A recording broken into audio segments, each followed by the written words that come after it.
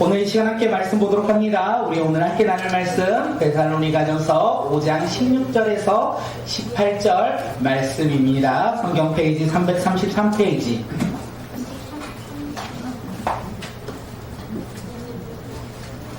데살로니가전서 5장 16절에서 18절, 욕한 거 아니고 데살로니가전서 5장 16절에서 18절 말씀 우리 함께 말씀 읽고 말씀 나누도록 하겠습니다.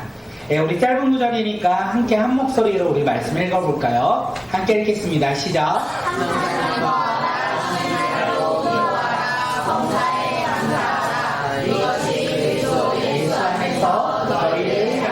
우리 한 번 더 읽을게요. 시작.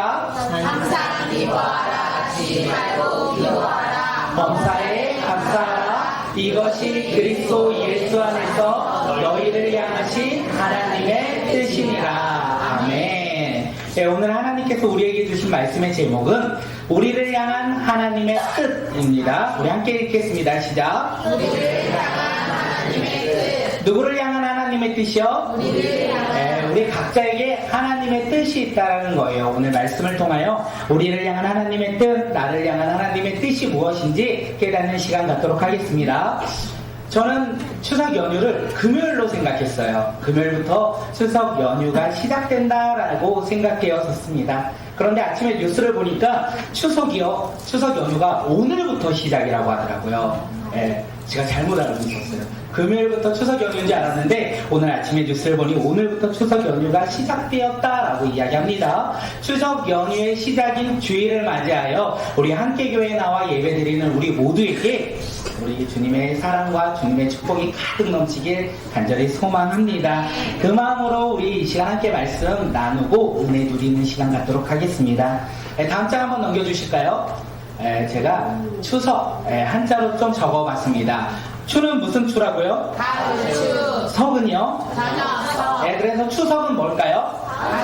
맞아요. 가을 저녁. 여기에서 조금 더 의미를 나가면요. 가을의 달빛이 가장 아름다운 날이 언제다? 추석이라고 이야기합니다. 그래서 우리는 이 추석을요. 속담이 있죠. 더도 말고 덜도 말고 늘 한가위만 같아라. 이렇게 우리나라 가운데 속담이 있습니다. 그래서 추석은요. 오곡이 익어가는 계절, 봄에 농사를 하고 가을에 추수하는 아름다운 날. 이게 바로 추석이라는 거예요. 그래서 옛날부터 추석이에요. 많은 사람들이 함께 모여서 무엇을 합니까? 풍성하게 누렸어요. 즐거움을 함께 고백한 날이 추석이었다는 거예요. 그래서 사람들의 마음속에 추석은 어떤 날입니까? 잘 먹고, 잘 놀고, 잘 쉬고, 잘 살았으면 좋겠다라고 생각하는 날이, 희망이 가득한 날이 바로 추석이라는 것을 우리에게 이야기합니다. 2024년 우리 추석 연휴 동안 하나님이 주시는 은혜를 누리는 믿음의 자녀들이 되길 간절히 소망합니다. 더도 말고 덜도 말고 예수님 안에서 기뻐하고 기도하고 감사하며 희망이 가득한 추석 연휴가 우리 모두 되기를 간절히 소망합니다. 옆 사람을 바라보며 이렇게 인사할게요. 뭐라고 인사냐면 예수님 안에서 행복한 추석 연휴 보내세요. 우리 함께 고백합니다. 앞사람하고 뒷사람한테도 한 번 더 고백합니다. 시작. 예수님 안에서 행복한 예수님 안에서 행복한 추석 연휴 보내세요. 어떻게 행복한 추석 연휴를 보내야 되는지 오늘 말씀을 통하여 깨닫길 간절히 소망합니다. 오늘 우리가 읽었던 짧은 본문은요. 사도 바울이 데살로니가 성도들에게 쓴 편지입니다. 그 내용 가운데 일부분이 오늘 본문이었어요. 뭐라고요? 항상 기뻐하라, 쉬지 말고 기도하라, 범사에 감사하라. 이렇게 말하면 뒤에 뭐라고 써여 있을까요? 향하신 하나님의 뜻이다. 이렇게 고백하고 있어요. 그렇기에 데살로니가 성도들을 향한 하나님의 뜻은 무엇입니까? 항상 기뻐하라, 쉬지 말고 기도하라, 범사에 감사하라. 이것이 그들을 향한 하나님의 뜻이었다는 것을 우리는 알 수 있어요. 여기서 우리가 알 수 있는 것은 데살로니가 성도들을 향한 하나님의 뜻은요, 어떤 거대하고 거창하고 특별한 것이 아니라 아주 지극히 평범하며 우리의 일상에서 우리가 누릴 수 있는 것이 하나님의 뜻이다라고 이야기하고 있는 거예요. 우리가 이 말씀을 통하여 하나님이 나를 향한 뜻이 과연 무엇일까 생각하는 사람들이 되길 소망합니다. 하나님이 나를 향한 하나님의 뜻 무엇입니까? 어떤 거대한 일, 어떤 특별한 일, 나만 아니면 못할 그 일로 하나님이 나를 향하여 부르셨습니까? 그럴 수도 있어요. 그럴 수도 있는데 오늘 성경을 보아하니까 우리를 향한 하나님의 뜻은 데살로니가 성도들처럼 평범하며 일상적이기도 하다는 거예요. 아주 평범한 일상 가운데 우리가 지킬 수 있는 것 무엇이죠? 항상 기뻐라. 쉬지 말고 기도하라. 범사에 그것이 우리를 향한 하나님의 뜻이라는 거예요. 이 하나님의 뜻을 깨닫고 우리의 삶으로 돌아가 어떻게 해요? 순종하며 그 기쁨을 누리며 기도하며 감사를 고백하며 살아가는 믿음의 자녀들이 오늘 이 시간 우리 모두가 되길 간절히 소망합니다. 우리를 향한 하나님의 뜻 세 가지였어요. 우리 화면 한번 넘겨주세요. 네, 우리 함께 고백합니다. 첫째요. 항상 기도하라. 둘째요. 기도하라. 셋째요. 범사에 감사하라. 오늘 우리 이 세 가지만 가지고 가도 하나님께서 크신 은혜를 주신 것이 아닐까 생각합니다. 우리를 향한 하나님의 뜻 첫 번째 뭡니까? 항상 기도하라. 질문했어요. 항상 기뻐하십니까? 네. 항상 기뻐하십니까? 네. 잠시 잠깐 기뻐하는 것이 아니라 항상 아빠한테 혼날 때도 기뻐하십니까? 예, 우리는 이 질문에 뭐라고 대답하냐면 힘들다라고 이야기를 해요. 잠시 잠깐 기쁨을 누리는 것은 가능하지만 항상 기뻐하는 것은 내 삶에 그거보다 어려운 일이 없고 어쩌면 내 삶에 그것은 불가능한 일이라고 고백하는 것이 저의 고백이고 우리의 고백이 아닐까 생각되어 듭니다. 제가 목회를 하고자 2016년도에 신학교에 갔습니다. 그리고 졸업을 앞둔 1년 그 18년도에 꿈꾸는 교회를 개척했어요. 꿈꾸는 교회를 개척할 때 가진 것이 많아서 많은 것을 준비하고 많은 것을 할 수 있었으면 좋았겠지만 현실은 그렇지 않아서 기존에 있던 이 인테리어를 손을 댈 수가 없었고 오직 저희가 했던 것은 이 교회를 매매한 거고 의자, 지금 앉고 있는 의자 저희가 구매했고요. 그리고 원래 피아노 한 대 저희가 구매했었고 스피커 하나 이렇게 저희가 구매해서 예배드리기 시작했습니다. 만약에 그때 제가 돈이 많았다면 가장 하고 싶었던 게 뭐냐면 이 천장을 좀 공사했으면 좋겠다라는 생각을 많이 했어요. 지금 천장 한번 보시면 깔끔하시죠? 그것은 공사 후의 모습이에요. 공사 전에 이 천장은요 텍스로 있었고 중간중간에 삐어졌고 틈이 막 벌러져 있던 모습이 바로 천장의 모습이었습니다. 그래서 제 마음 가운데 항상 천장을 좀 공사했으면 좋겠다라는 마음이 있었는데 3년 정도 지났을 때 돈을 조금 모았거든요. 그래서 다시 한번 천장 공사를 해야겠다 생각이 들었어요. 인테리어 업자를 불렀습니다. 그리고 견적을 받아보니까 800에서 1000만 원 정도 든다는 거예요. 문제는 그 당시 아무리 모아도 그 큰 금액을 우리가 모을 수가 없어서 천장 공사는 또다시 나중에 해야 되겠다라는 생각이 들었어요. 그리고 다시 기도하기 시작했습니다. 시간이 흘러서 어떤 일이 일어났냐면 자재비를 지원해 주겠다라는 교회를 만나요. 그리고 성도님들을 만났는데 인건비를 받지 않고 그냥 무료로 섬기겠다는 성도님들을 만났습니다. 그래서 감사하게도 천장 공사를 했고 이틀 만에 천장 공사가 끝났어요. PPT 한번 보여주세요. 이쪽 십자가형으로 있는 게 예전에 저희의 천장이었고 자세히 보면 중간마다 이렇게 깨지고 색깔도 맞지 않고 그랬던 천장에서 오른쪽은 제 기준으로 오른쪽은 좀 공사하고 지금에 있는 모습으로 변화되었습니다. 이 공사를 마친 후에 저는 어땠을까요? 5년 정도 기도를 했는데 이루어진 거잖아요. 너무 기뻤어요. 그래서 얼마나 좋아했는지 저희 아내에게 제가 이야기를 했어요. 앞에 텐트를 치고 내가 천장 보면 좀 자도 되겠다. 그만큼 기뻤던 거예요. 내가 교회에 텐트를 치고 천장 보면 그 5년 동안에 이 천장을 보면 힘들어했던 마음이 쑥 내려가기에 너무 기뻐서 천장 보며 내가 잠을 자도 되겠다 이렇게 이야기를 했습니다. 그만큼 기뻤어요. 가진 것이 없어서 열심히 기도했고 그 기도가 이루어진 것을 눈으로 보면서 너무나 기뻤다라는 거예요. 말로 표현할 수 없을 만큼 기뻤습니다. 자녀를 많이 낳아보셨죠? 자녀를 할 때 어떻습니까? 기쁘지 않습니까? 그만큼 기뻤다면 좀 그렇겠지만 그 정도로 제 마음 가운데 기쁨이 가득 찼습니다. 그리고 천장 공사를 하고 지금 2년이 지났어요. 천장을 보면 제 마음 가운데 기쁨이 있을까요, 없을까요? 기쁘죠. 기쁜데 천장을 보면 내가 텐트 치고 천장 볼까? 이런 생각은 들지 않다라는 거예요. 어쩌면 그 기쁨은 사라지고 이렇게 공사된 것이 당연하다. 기쁘기는 하지만 이 일상이 당연하다라고 생각이 들 때가 참 많이 있습니다. 저만 기쁨이 이렇게 변하겠습니까? 우리가 원하는 거, 내가 기대하는 거, 우리가 소망했던 것이 이루어지면 어때요? 너무나 크게 기뻐요.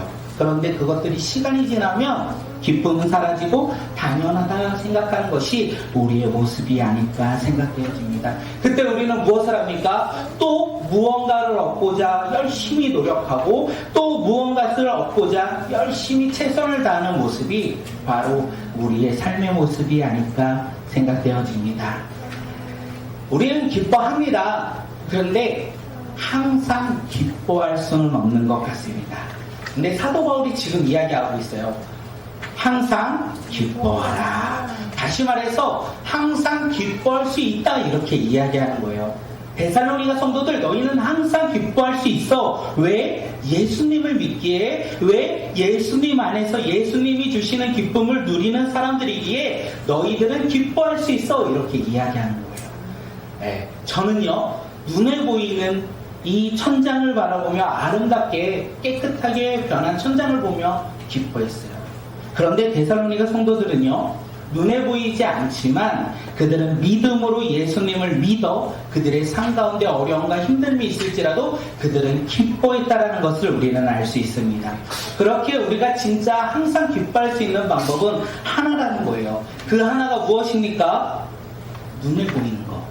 내가 쫓아 살아가는 것을 따라 살아갈 때 기쁨을 우리가 항상 누리는 것이 아니라 예수 그리스도를 믿음으로 하나님의 자녀로 변화될 때, 그리고 날마다 하나님과 동행하며 살아갈 때 우리는 날마다 기뻐할 수 있다는 거예요. 오늘 본문은 우리 가운데 항상 기뻐하라, 예수 안에서 살아갈 때 우리는 항상 기뻐하며 살아갈 수 있다 이렇게 이야기하는 거예요. 우리 예수 그리스도를 믿음으로 날마다 항상 기뻐하며 살아가는 믿음의 자녀들이 되길 간절히 소망합니다. 옆 사람을 보고 이렇게 인사합니다. 예수님을 믿고 항상 기뻐하세요. 예수님을 믿고 항상 기뻐하세요. 자신에게 한번 얘기할까요? 예수님을 믿고 항상 기뻐하자. 네, 우리 모두 예수님을 믿고 항상 기뻐하는 사람들이 되길 간절히 소망합니다. 하나님이 우리를 향한 뜻이 첫 번째 뭐죠? 항상 기뻐하라. 항상 기뻐할 수 있는 것은 예수님 믿을 때 우리는 항상 기뻐할 수 있다는 것입니다. 우리를 향한 하나님의 두 번째 뜻, 그것이 무엇입니까? 쉬지 말고 기도하라. 쉬지 말고 기도하라. 질문합니다. 기도는 누가 할 수 있습니까? 믿는 사람. 네. 답이 나왔어요. 기도는 누구나 할 수 있어요. 그런데 누구나 할 수 없어요. 참 희한하죠. 기도는 오직 예수 그리스도를 믿는 사람만이 할 수 있다는 거예요. 그렇게 기도를 우리가 행할 때 하나님께서 우리 가운데 주시는 선물들이 있다는 것을 이야기합니다. 예수님을 믿는 믿음의 자녀인 우리가 기도할 때 어떤 선물이 임합니까? 하늘의 문이 열린다는 거예요. 하나님께서 우리의 기도를 들어주신다는 거예요. 듣는 것뿐만 아니라 응답해 주신다는 거예요. 하나님의 능력이 우리를 통해 이 땅 가운데 임할 거라는 거예요. 그것이 바로 기도라는 거예요. 그래서 오늘 사도 바울이 데살로니가 성도들에게 이야기했어요. 쉬지 말고 기도하라. 이렇게 이야기하는 거예요. 어떠한 환경과 상황 속에서도 어떻게 해요? 기도하라. 그런데 기도할 때 알라딘 램프의 요정치니처럼 그것을 기대하며 기도하지 말라. 나의 필요만을 위하여, 내가 가지고 싶은 것을 위하여 기도하는 것이 아니라 나를 통해 하나님의 뜻이 이루어질 것을 붙잡고 기도하라. 이렇게 이야기합니다. 저는요, 놀라운 사실이지만 이거 비밀인데 나중에 저희 놀리시면 안 돼요. 저는요, 지금까지 선교사가 되겠다 생각한 적이 단 한 번도 없었어요. 놀랍지 않으세요? 목사인데 선교사를 나가겠다는 생각을 단 한 번도 한 적이 없다라는 거에 다들 그럴 수 있지. 은혜롭습니다. 그런데 저는 선교사를 꿈꾼 적이 없지만 제가 청년 때 단기 선교를 통하여 깨달은 것이 하나 있다면 열방 가운데 복음을 전하는 일은 의미가 있고 그 일 가운데 내가 선교사가 아닌 단기 선교는 좀 나가야 되겠다라는 생각을 했었습니다. 그런데 청년 때가 지나서 학생 때가 지나서 취업을 하고 결혼을 하다 보니까 환경은 그렇게 막막치 않았던 것 같아요. 단기 선교를 갈 수 있는 환경이 열리지 않았던 것 같아요. 그러면서 저희가 첫째 아이를 낳고 결단한 것이 하나 있습니다. 무엇을 결단했냐면 나는 단기 선교를 가지 못할지라도 우리 아이들은 초등학교가 됐을 때 매년 한 번씩은 선교를 보내줘야 되겠다 이렇게 결단했어요. 그런데 놀라운 것은 상황이 변화되어서 제가 아이들한테 야 미안하다 너네들을 1년에 한 번씩 선교를 보내려고 했는데 둘째를 낳고 제가 신학 공부를 하기 시작한 후에 어떤 생각을 했냐면 너희들이 가지 않고 내가 가야 되겠다. 선교는 내가 가야 되겠다라는 생각으로 바뀌었어요. 그리고 그때가 되었어요. 09년도, 그 다음 10년도에, 2010년도에 선교를 가고, 그 다음 막 이렇게 청년의 때를 지난 다음에 때가 되었어. 그때가 언제냐면, 교회를 개척을 준비하면서, 이제 때가 되었다. 내가 선교를 가야 될 때가 되었다라고 생각하며 교회 개척을 준비하고, 선교를 준비했는데, 갑작스럽게 셋째 임신 소식이 들려서, 선교를 18년도에 계획을 잠시 겨울에 했다가, 그 다음 연도로 준비를 했습니다. 그래서 그 다음 연도에 새 아이들의 여권도 찍고 우리 부부의 여권도 다 만들었는데 또 갑자기 셋째 아이가 화상을 입는 일이 생겼어요. 그래서 아이가 입원하는 관계로 인하여 선교는 그 다음 연도에 가야 되겠다. 그래서 2020년이 되었는데 우리가 너무나 잘 알고 있죠. 2020년부터는 어떤 시대입니까? 코로나19 시대였어요. 그래서 2020년도부터 22년도까지는 선교를 갈 생각조차 하지 않았던 것이 저의 모습이었습니다. 그러면서 생각이 들었던 게 뭐냐면 역시 선교는 나와 맞지 않아. 나는 직접 나가는 사람이 아니라 한국에서 기도하고 후원하는 사람이 나의 사역인 것 같아 라는 생각을 했습니다. 그것이 하나님의 뜻이 아닐까라는 타협을 보기 시작했어요. 교회를 개척하고 5년 동안 선교를 품고 기도했지만 나갈 수 없는 환경이 계속되어서 이제는 선교를 내려놔야 되겠다 그 마음을 가졌는데 마음 한켠에 자꾸 이런 생각이 드는 거예요. 그래도 장기 선교는 가야 되는 거 아닌가? 기도하다 보면 환경이 열리지 않을까라는 생각이 들었습니다. 그래서 포기하고 싶었지만 포기하지 않고 기도할 때 2023년 드디어 때가 하나님의 때였던 것 같아요. 그때가 열렸어요. 그래서 하늘의 문이 열렸어요. 다시 말하면 저희가 비행기 타고 갔다라는 거예요. 비행기 타고 저희 가족 모두 필리핀으로 단기 선교를 다녀왔습니다. 그런데 작년에 갔던 단기 선교는 사실 2024년 선교를 위한 디딤돌이 아니었을까 생각되어집니다. 선발 때처럼 작년에는 저희 가정이 가서 선교지를 보았고 그곳에 사는 가난한 아이들을 보았고 간단하게 사탕 하나 나눠주며 예수님의 사랑을 전했던 그 삶 속에서 내년을 기대했어요. 2024년을 기대하며 우리가 할 수 있는 것들이 무엇일지 준비하며 나아갑니다. 그래서 올 한 해 꿈꾸는 교회에서 재정을 채점할 때 선교 재정도 채점하고 물품도 4월달에 걷고 다음 주에도 물품을 한 번 더 거두려고 합니다. 다음 장 한번 넘겨주세요. 작년에 갔던 아이들이 많았던 거는 저희 필리핀 작년에 갔던 사진이고요. 그 아이들을 품고 올해는 달란트 잔치를 좀 하려고 합니다. 그래서 저희가 옷도 걷고 학용품도 걷고 선교사님한테 물어보니까 쓰던 학용품 보내도 괜찮냐 하니까 상관없다 보내라 거기에서 달란트 잔치 하면 된다라고 해서 그곳 가운데 지금 물품을 걷고 이제 10월 달에는 저 물품을 보내고 필리핀에 가서 우리가 함께 선교를 감당하려고 합니다.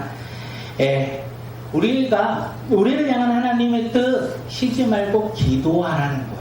환경과 상황이 어려울지라도 우리는 어떻게 해요? 기도하는 믿음의 자녀들이 되길 소망합니다. 기도는요, 예수님을 믿는 믿음의 자녀들의 특권이고 하나님이 주신 선물이에요. 우리가 기도할 때 하늘의 문이 열린다고 말씀드렸어요.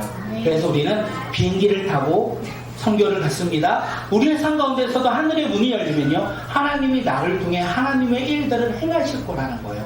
그렇게 우리는 무엇을 해야 합니까? 기도하는 자들이 되길 소망합니다. 우리를 통하여 일하실 그 하나님을 우리가 기대하며 쉬지 말고 기도하는 믿음의 자녀들이 오늘 이 시간 우리 모두가 되길 간절히 소망합니다. 우리의 삶 속에서 그 열매를 누리는 자들이 되길 바라겠습니다. 옆 사람을 바라보며 이렇게 인사합니다. 당신이 기도할 때 하늘의 문이 열릴 것입니다. 당신이 기도할 때 하늘의 문이 열릴 것입니다. 내가 기도할 때 하늘의 문이 열릴 것입니다. 내가 기도할 때 하늘의 문이 열릴 것입니다. 네, 그 믿음으로 우리 함께 기도하는 믿음의 자녀들이 되길 간절히 소망합니다. 우리를 향한 하나님의 뜻 세 번째 무엇일까요?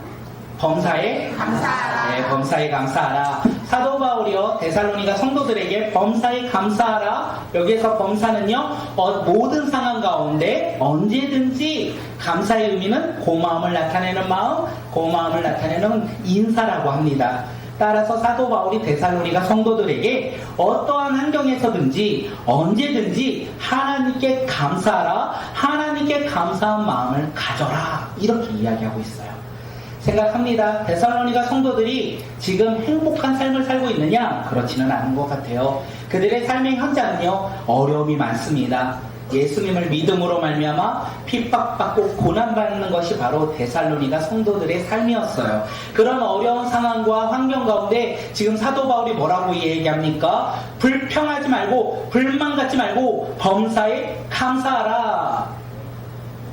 우리가 힘들고 어려운 상황 가운데 우리가 가장 잘하는 것이 무엇입니까? 불평, 불만이라는 거예요.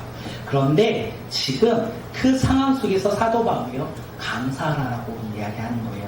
결코 쉬운 일이 아니죠. 범사에 감사하라. 힘들고 어려운 상황 가운데 감사하라. 이것은 쉬운 말이 아니라는 거예요. 그런데 사도 바울이 그것을 할 수 있다. 그들의 삶 가운데 범사에 감사할 수 있다. 그것이 너희를 향한, 그들을 향한 하나님의 뜻이다. 이렇게 이야기하는 거예요. 저희 교회는요, 낡은 상가 2층에 위치해 있습니다. 그런데 감사한 것은 여름이 돼도 비가 새지 않아요. 감사한 것은 여름이 되고 아무리 태풍이 불어도 물이 샌 적이 없고 넘친 적이 없습니다. 춥긴 하지만 물은 새지 않아요. 그런데 작년 2월 한 그 추운 겨울에 문제가 났어요. 추운 겨울에 물이 터져버렸어요. 호수가 터져서 한여름에도 새지 않았던 물이 저 뒤에 보면 물이 칼칼칼 이렇게 흘러 넘치는 사건이 일어났습니다. 다시 질문할까요? 감사를 잃은 사람들의 특징은 무엇일까요? 불평하고 불만을 한다는 거예요. 호수가 터져 물이 3시간 동안 흘러 넘쳤습니다. 그래서 그날 우리는 물을 푸고 그 물을 화장실에 계속 버렸어요. 겨울이에요. 추웠겠죠. 그런데도 성도님들이 오셔가지고 뭐라고 하냐면 불평하고 불만을 가진 것이 아니라 이 정도면 다행입니다 라고 이야기하고 있어요. 비록 호수는 터졌지만 평일이 아니라 주일에 터져서 다행입니다. 비록 호수는 터졌지만 사람이 없을 때가 아니라 그나마 사람이 있을 때 빨리 발견해서 그나마 다행입니다. 물이 저기에서 터져가지고 막 넘쳐가지고 이게 기울기가 여기가 높은 것 같아요. 이 앞에까지 막 도달해서 정말 이거 악기 저희 더 이상 살 수 없는데 악기까지 막 물이 넘치는 상황이었거든요. 그런데 그래도 감사한 것이 빨리 발견해서 우리가 나를 수 있고 풀 수 있어서 너무나 감사하다라고 고백하는 거예요. PPT 한번 볼까요? 저 사무실인데 책상과 책장을 다 뺐어요. 저쪽에도 아이들이 놀고 있는 사무실 다 빼고 다 치우고 앞에 장판도 다 벗고 그런 상황이죠. 이 상황 가운데 우리가 잘할 수 있는 것은 뭐죠? 불평하고 불만할 수 있는 것이 우리가 잘할 수 있는 일인데 우리는 불평하고 불만하지 않았어요. 감사하다고 고백한 거예요. 이만큼이 하나님의 은혜라고 고백했어요. 왜 우리는 불평하고 불만하지 아니하고 감사를 고백했을까요? 예수님을 믿기 때문이에요. 우리가 원하는 일이 아닐지라도 우리가 기대했던 일이 발생되지 않을지라도 그 속에 하나님의 뜻이 있다라는 믿음이 있기 때문이에요. 이 모든 상황 가운데 선으로 바꿔주실 그 예수님을 믿기에 우리는 불평하고 불만을 갖는 것이 아니라 이 모든 것이 하나님의 은혜다라고 고백하는 거예요. 사도 바울이 데살로니가 성도들을 향하여 이 세 가지를 얘기한 거예요. 뭐로요? 항상 기뻐하라. 쉬지 말고 기도하라. 범사에 감사하라. 이것이 중요한 것은 뭐냐면 그리스도 안에서 너희를 향하신 하나님의 뜻입니다. 믿는 자들을 향한 하나님의 뜻이 무엇입니까? 항상 감사하고 쉬지 말고 기도하고 범사에 감사하는 삶. 그 삶이 바로 예수님을 믿는 우리를 향한 하나님의 뜻이라는 것을 우리가 잊지 않았으면 좋겠습니다. 말은 이렇게 해도 우리 삶 가운데 근심과 걱정이 너무나 많이 있어요. 두려움도 많고, 그리고 해결할 수 없는 문제 앞에 우리가 놓일 때가 얼마나 많이 있습니까? 내 생각과 전혀 다른 환경 가운데 있을지라도 우리가 이거 하나 잊지 않았으면 좋겠어요. 예수 그리스도를 믿음으로 우리의 정체성을 잊지 아니하고 우리를 향한 하나님의 뜻을 잊지 않았으면 좋겠어요. 상황이 아무리 힘들고 어려울지라도 우리는 어떻게 해요? 항상 기뻐하라, 쉬지 말고 기도하라, 범사에 감사하는 우리 모두가 되길 간절히 소망합니다. 그 하나님의 뜻을 우리의 삶에서 이루며 나아가는 자, 그 삶에서 그대로 순종하며 나아가는 믿음의 자녀들이 오늘 이 시간 우리 모두가 되길 간절히 소망합니다. 세상 사람들은 추석 연휴를 맞이했을 때 힘들고 어려운 날이라고 합니다. 힘들고 어려울지라도 우리는 어떻게 해요? 그 추석 연휴를요? 기뻐해요. 그리고요? 감사해요.